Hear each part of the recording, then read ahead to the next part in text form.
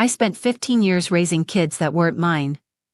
And I found out, on a night I was supposed to be writing code. But instead, I wrote the end of a marriage. This is how I burned it all down, one envelope at a time. The night air in Millbrook was calm, save for the gentle hum of Alexander Hood's dual monitors. The faint glow from the screens illuminated his office, as his fingers moved swiftly across the keyboard, typing code for a new software update. His desk, cluttered with papers, featured a mug that read "World's Best Dad," a Father's Day gift from his son, Thomas, 3 years ago. At 42, Alexander had grown accustomed to late-night coding sessions, a routine he had perfected over the years. Yet tonight, as he sat in his office, a sense of unease began to creep in. He could hear the faint sound of laughter outside his window, Marissa's laughter. The sound was familiar, comforting even after 15 years of marriage, but something felt off. His mind lingered on the moment. He pushed aside the thought and refocused on the task at hand. However, as the laughter grew louder, his fingers faltered, and he couldn't ignore it anymore. The words floated through the window like daggers, each one driving into his chest. Can you believe he still has no clue? 3 kids, all yours, and he's still paying for private school. His breath caught in his throat as he stood from his chair, his legs trembling. What he had just heard shattered his perception of reality. He moved towards the window, the leather of his chair creaking behind him. Marissa's voice continued to drift up from the garden below, clearer now, as she spoke to someone named Bruce. I know, sometimes I feel guilty, but then I remember how well you've planned everything. Bruce. The name echoed in his mind, bringing with it a flood of memories, all of them now tainted with the ugly truth. Bruce, the trusted family friend, had been more than that. The memories came rushing back, Bruce at their holiday gatherings, at family celebrations, at baptismal ceremonies. He had been there every step of the way, a constant in Alexander's life, until now. Alexander's hands trembled as he looked out at the woman he thought he knew, the woman who had been his wife for 15 years. Marissa, standing outside in the garden, unaware of his presence. She was speaking animatedly to Bruce, dressed in the silk robe he had bought her on their last anniversary. The picture of their life together, a life that had always seemed perfect, began to crack before his eyes. The anger was slow to build, but it was there now, like a distant storm, gathering strength. His mind began to race. The laughter, the whispered words, the laughter now tainted with a sense of betrayal that he couldn't ignore. The dissonance between the life he thought he had and the reality now unfolding before him seemed unbearable. Outside, Marissa continued her conversation with Bruce, unaware of the destruction she was causing inside. Her laughter continued, but it no longer brought him any comfort. He watched her, his wife, the mother of his children, unaware of the storm she had set in motion. Alexander's mind was spinning, and the realization that everything he thought he knew about his life was a lie was too much to bear. His thoughts were jumbled, but one thing was clear, his trust had been betrayed. As the sounds of their conversation lingered in the quiet night, Alexander took a deep breath, fighting the tremors that had overtaken his body. The next few moments felt like an eternity, as he stood there, watching his wife and the man who had destroyed everything he had worked for. This was just the beginning. In the silence that followed, his mind began to form a plan, not of anger, but of resolution. The man he was about to become, the man who would seek justice in ways he never imagined, was already taking shape. The next steps, he knew, would involve more than just confronting Marissa. The lies were too deep, too intricate to be unraveled with a simple confrontation. The questions flooded his mind. How long had this been going on? How many more lies had he been fed? His knees felt weak, and he braced himself against the window, unable to look away from the woman who had betrayed him. Every piece of his life, every moment, seemed false now. But beneath the anger, there was something else, a clarity.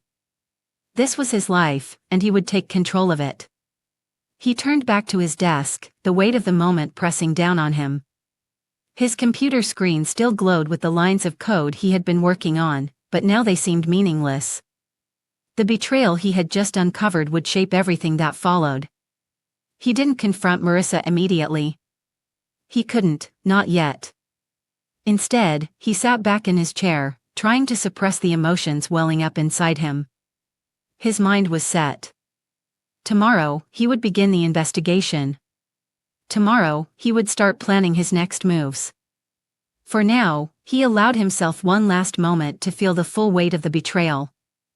In the days that followed, Alexander kept his life on course, outwardly unaffected, but inwardly he was already planning. He knew the road ahead would be difficult, and there would be more revelations along the way, but his course was clear. The road to revenge would be slow and methodical, but it would come. And in that moment, as he stared at the cold glow of his computer screen, he made a promise to himself. This would not define him. The revenge he would seek would not just be about justice, it would be about reclaiming the life that had been stolen from him. The man who had once been naive, trusting, and loving would be no more. In his place would be a strategist, patient and determined, ready to bring everything crashing down. His family would never be the same again. Over the next few days, Alexander's world became a constant whirl of secrecy and planning. He maintained the facade of normalcy while his mind raced with all the pieces he would need to move. He consulted with his attorney and began setting in motion a plan that would not only expose the betrayals but would also position him for the kind of retribution he had never thought himself capable of. He spent hours reviewing financial statements, digging into the background of his wife's and Bruce's activities, and creating a meticulous map of every lie and manipulation he could find. The weight of the situation was heavy. Every small detail mattered. Alexander knew that he had been living in the shadows of deceit for far too long, and now it was time to step into the light, not just to confront the wrongs done to him, but to dismantle the very foundation of the lies that had shaped his life. His private investigator, Jared Glover, provided crucial updates, delivering photos and documents that confirmed his worst suspicions. There were meetings that had been carefully planned, fake emergencies, and financial dealings that spanned years. The lies ran deep, and every new revelation made Alexander's resolve harder.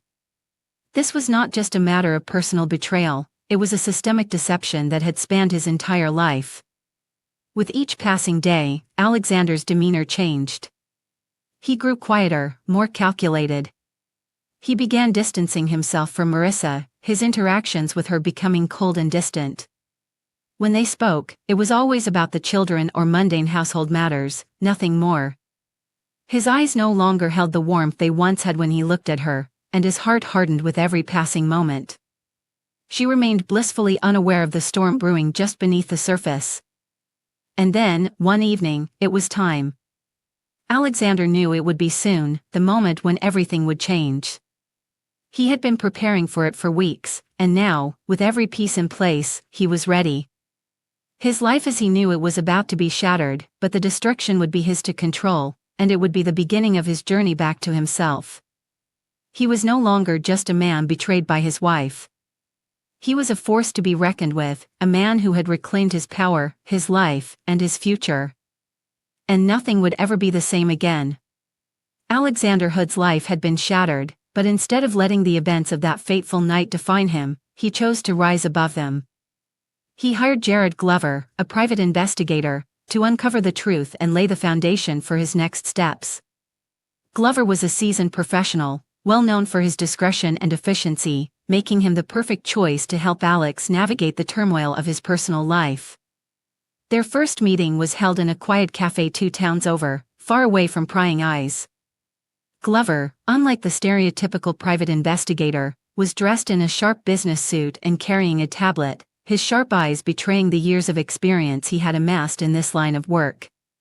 As they sat down, Glover wasted no time in asking Alex to recount everything, the details of his wife's betrayal, the strange behavior, and the growing sense of unease that had settled in over the years.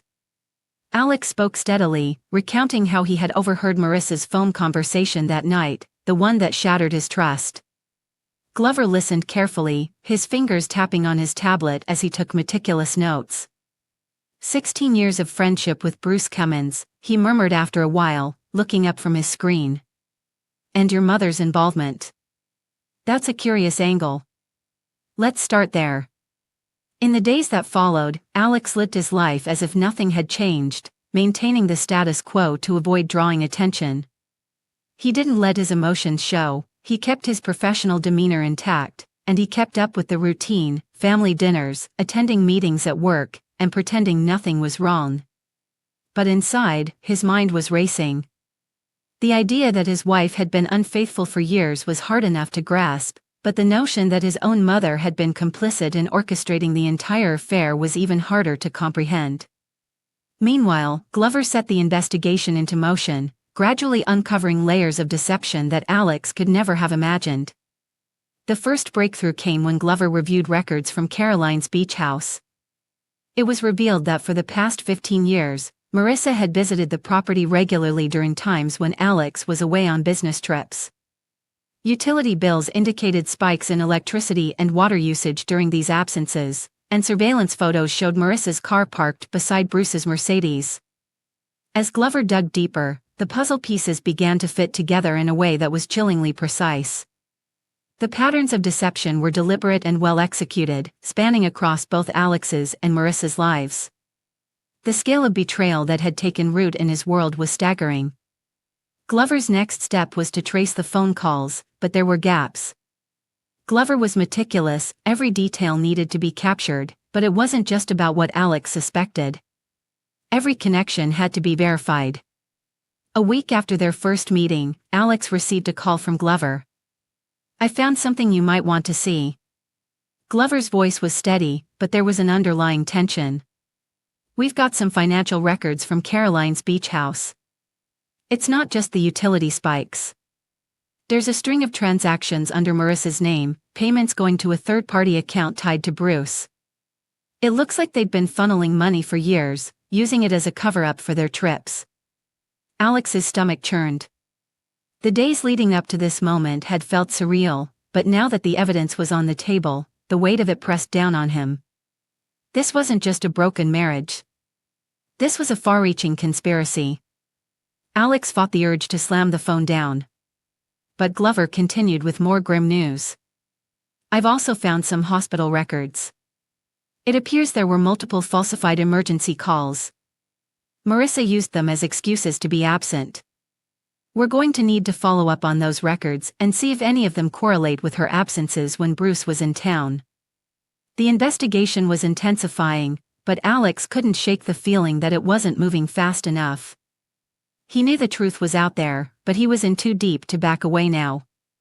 Each day, he sat through family meals, trying to pretend like everything was normal while inside, he was unraveling. The mundane activities, the kids' school projects, Marissa's well-practiced smile, only made it worse. It felt like he was trapped in a play, with everyone playing their roles, unaware that the script had already been rewritten behind the scenes. Then came the bombshell that would change everything. Glover slid an envelope across the table one afternoon. "I've obtained the results," he said softly. The DNA tests came back. Alex's hands trembled as he opened the envelope. The genetic tests confirmed his worst fears. None of the children, Thomas, Emma, or Lucas, shared DNA with him. Instead, their genetic markers matched perfectly with Bruce. The revelation hit Alex with the full weight of the betrayal. These were not his children. They were Bruce's. He could barely breathe. The weight of the discovery settled in like a stone in his chest. This wasn't just a marriage that had been built on lies, his entire identity was a lie. The children he had raised for over a decade were not his biological children. He had been their father, but biologically, he was nothing to them. How could this have happened? How had he not seen it? Each memory he had of their childhoods, the moments of laughter, the first steps, their birthdays, all of it now felt hollow. Glover's voice cut through the silence. "There's more," he said, a note of seriousness in his tone. "I've uncovered a series of emails between your mother and Marissa. It seems your mother was the one who orchestrated the entire affair. She believed Bruce was a better match for Marissa than you were, but she couldn't convince you to break up with her. So instead, she helped them. She made sure Bruce and Marissa could meet, even when you were right under her nose. She actively encouraged their relationship." Alex felt the ground slip beneath him. His own mother, Caroline, had helped to destroy everything he had ever believed in. The life he had built had been nothing more than a lie. And the kicker, Glover said as he turned the screen toward Alex, was an email from Caroline sent just before Alex and Marissa's wedding. It was clear, calculating, and heartbreaking. Bruce is the better choice, dear. We both know that. But Alex is stable, successful enough, and completely devoted to you. This way, you can have everything, Alex's stability and Bruce's passion. The world seemed to spin around him. This wasn't just betrayal, this was calculated manipulation that had spanned years. It was as if everyone had known the truth except him. He was the fool who had trusted, the fool who had built his life around false promises. In the days that followed, Alex faced the emotional wreckage of the situation. His anger was tempered by disbelief. How could he have been so blind? His marriage, his children, his entire existence had been built on the assumption that his family was his family. Now, he wasn't sure who he was anymore. But there was no turning back. The truth had been uncovered. His next steps, Alex knew, would be deliberate. He wasn't going to be caught off guard again. With Glover's meticulous notes in hand, Alex prepared for what would come next. He didn't know exactly how he would confront Marissa, or even if he ever would. But he knew that every move had to be calculated. Thanksgiving had always been a special time for Alexander Hood. It was a moment to bring the family together, to create memories that would last long after the table had been cleared. But this year, things were different. The air was thick with tension, and the weight of what was about to unfold pressed heavily on his chest as he meticulously arranged the place settings in the dining room. Each silver fork was positioned just so, each napkin folded perfectly, every detail designed to mask the impending storm that would tear through his family's carefully curated world. The holiday table, set with expensive china and crystal glasses, seemed to gleam under the warm glow of the chandelier. The smell of roasting turkey and freshly baked pies filled the air, but it didn't do much to mask the undeniable sense of dread that clung to the house. Alexander had planned everything down to the smallest detail. His calm demeanor betrayed no hint of the fire raging inside him. He had been waiting for this moment for weeks, perhaps even longer. As Marissa bustled about the kitchen, her apron reading "Kiss the Cook," she hummed to herself, blissfully unaware of the hurricane that was about to strike. It was as if everything were normal, perfect, even. But Alexander knew better. He had spent weeks preparing for this moment, ensuring that the evidence was gathered and the timing was flawless. Today, the truth would come to light. There would be no more hiding. There would be no more pretending. The doorbell rang, and the first guests began to arrive. Bruce and Krista Cummins were first, as always, impeccably dressed. Bruce offered a firm handshake, his smile as confident as ever, while Krista air-kissed Alexander's cheeks. Their presence felt like the calm before the storm. He watched them with a practiced eye, noticing the subtle glances they exchanged with each other. Caroline, his mother, was next. She was always the picture of poise, her gray hair perfectly styled, her outfit chosen to project an image of the doting grandmother. "There's my boy," she beamed, reaching up to pat his cheek as though she had not been the mastermind behind the elaborate deception that had shattered his life. The rest of the guests arrived in due time: James and Patricia Wellington from the hospital board where Marissa worked, Richard Chun, Bruce's business partner, and Sarah and Michael Davidson, neighbors who had no idea of the storm brewing behind closed doors. The children, Thomas, Emma, and Lucas, helped with last-minute preparations, their youthful energy filling the space with a false sense of normalcy. But Alexander was no longer fooled by the facade. He had known for months, no, for years, that something wasn't right. The whispered conversations, the strange looks, the moments of hesitancy from Marissa and Bruce. It all led him here, to this table, to this moment of reckoning. "Everything's ready," Marissa called out as she removed her apron to reveal a carefully chosen dress. "Shall we begin?" As they all gathered around the grand mahogany table, Alexander stood to make the traditional Thanksgiving toast. The room quieted as all eyes turned to him, expectantly waiting for him to speak. With a steady hand, he raised his crystal glass, his voice cutting through the silence as he began. Before we begin, I have something to share with a few of you. He reached beneath his own napkin, making a show of discovering an envelope. Oh, look at this, he continued, it seems there's one for each of you. He handed the envelopes to those seated around the table, watching as the guests slowly, almost nervously, began to open them. Marissa's perfectly manicured fingers trembled as she unfolded hers. Bruce, always so confident, now looked unnerved as he recognized what was inside. Caroline's hand froze halfway to her glass. The air was thick with anticipation as the carefully orchestrated moment of revelation unfolded. Krista was the first to react. Her sharp intake of breath filled the silence as she stared at the photographs of Bruce entering Caroline's beach house, Marissa at his side. The dates stamped in the corner matched Bruce's supposed business trips.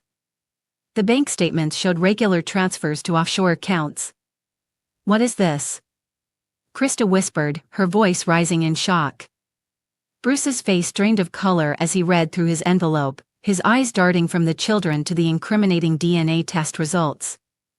His gaze shifted uncomfortably between them, his mind racing to process what had just been revealed. Marissa's hand shook violently as she skimmed through the emails between her and Caroline, spanning over 15 years, planning meetings, coordinating deceptions, and orchestrating a web of lies so intricate, it left no room for doubt.